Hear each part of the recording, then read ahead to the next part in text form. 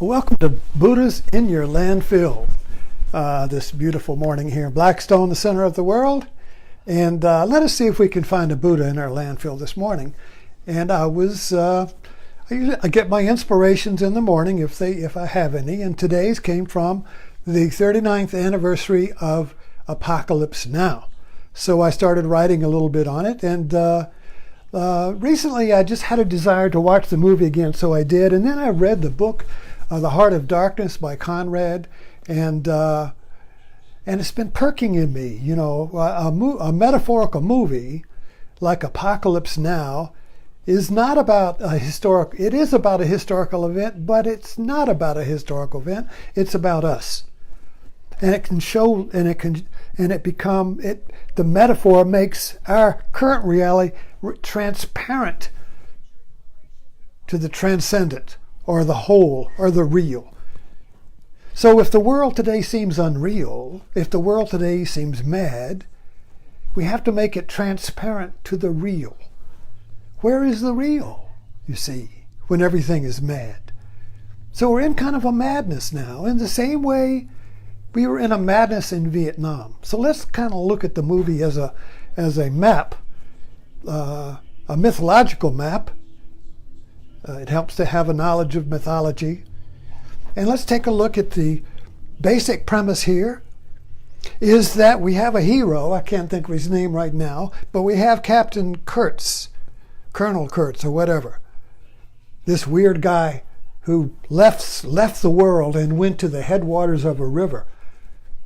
And he went mad, whatever. So the hero is assigned to go up there and in the book to kill him.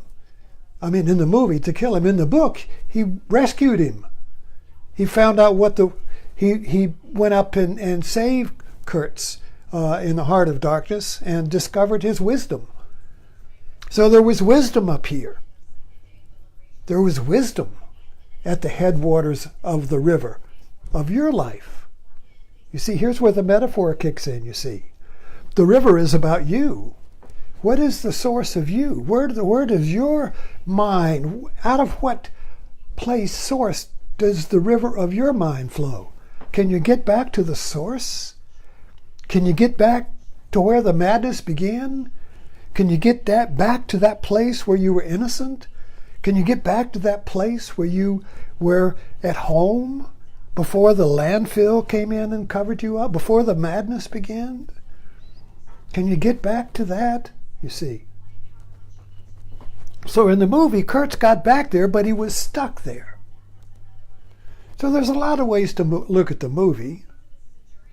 But the way I look at it is that our hero in the climax was born again. He came out of the river dressed in camouflage like a primitive.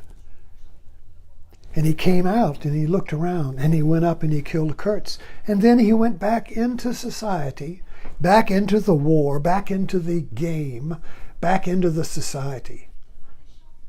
So like the hero who killed the dragon, he got a boon. Now you see in the myth in the story of the Grail, Percival, the Grail Knight, heals the Fisher King and restores the castle.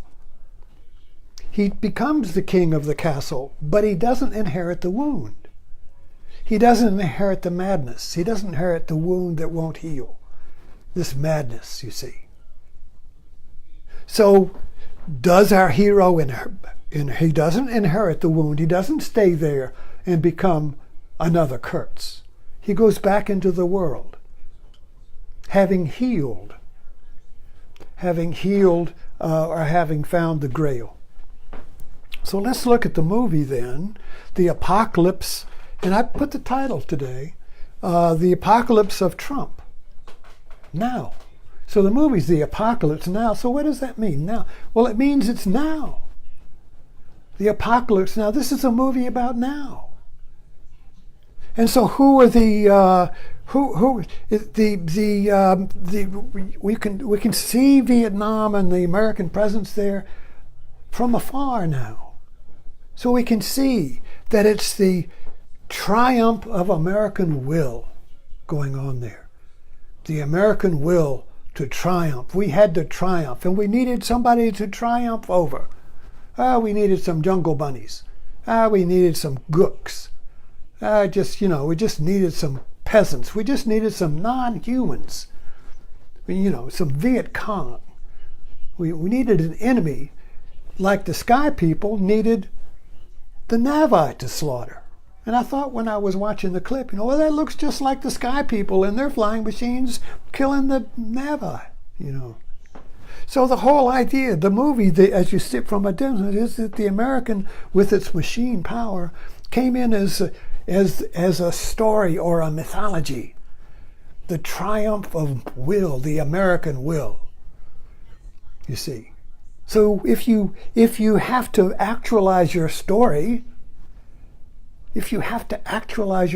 and make it real, then you got to find somebody to triumph over. You got to find an enemy. The communists or somebody, you got to be there that you can come in and kill, because they're not really human. They're just parts of your story, you see. They're just parts of your story. The enemy, the non-humans, the objects that you need in order to triumph, you see. So the story of the triumph of the will, in order to be actualized, has to have an enemy to triumph over. There's no triumph if there's no enemy. If there's peace, there's no triumph of will. You got to triumph over somebody. So the apocalypse of Trump now, if we step back far enough, if we step back and look through the lens of the movie, you can see Trump as a flesh and blood of this story of the triumph of will. Because Trump comes out and says it. I can fix it. My voice is your voice. Everything else is unreal. Just believe me. The triumph of me. The triumph of my will. The triumph of will over history. I can change history. You don't need democracy. You don't need compromise. You don't need debate. You just do it. You just fix it. You just get out your gun and shoot it, like Dirty Harry. You see? You don't bargain and debate and calculate and compromise. You just shoot it. The triumph of will. This is an American myth. Comes out of the West. The Western hero comes in to solve the wars between the farmers and the ranchers, you see, or to get rid of the gunslingers. He puts his gun back on, the reluctant hero, and goes in and shoots the bad guys, and then goes off into the sunset, you see, the American myth. He's coming up when there's chaos. It came up after the 60s, the chaos of the 60s and 70s, when the men wore long hair and dressed up in funny clothes, and the prisoners and the criminals had rights, and the women had rights, and the gays had rights. Where are all these rights coming from? We need to restore order. We need a willful man. We need a hero who will come in and restore order. So we elected Nixon. And so then we have the triumph of will. It's kind of like a spaceship of a story. A story superimposed over the real. What's the real? Oh, these Vietnamese people were just people like us. So we go back to Vietnam with Anthony Bourdain. And everybody's eating Kentucky Fried Chicken, and they're all doing their farm, and they're all welcoming, come in, and the American soldiers come back, oh my God, oh, you're so, and the American, oh, come. The Vietnamese are healed. It's the Americans that are wounded. So we wounded ourselves in Vietnam because we were separated from the real. Our story superimposed value, meaning. Value and meaning comes from a story. So the value and meaning of Vietnam for us during the Vietnamese War was the story of us conquering the Vietnamese. That was what's valuable. I'm valuable because I can triumph over these gooks, you see.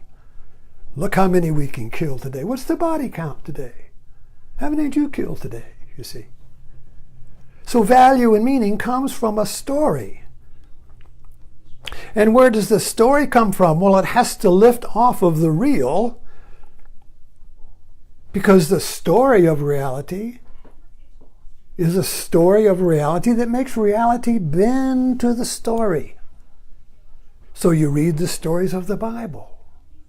So you read the stories of Noah's Ark. It's a great story, but it's a metaphor.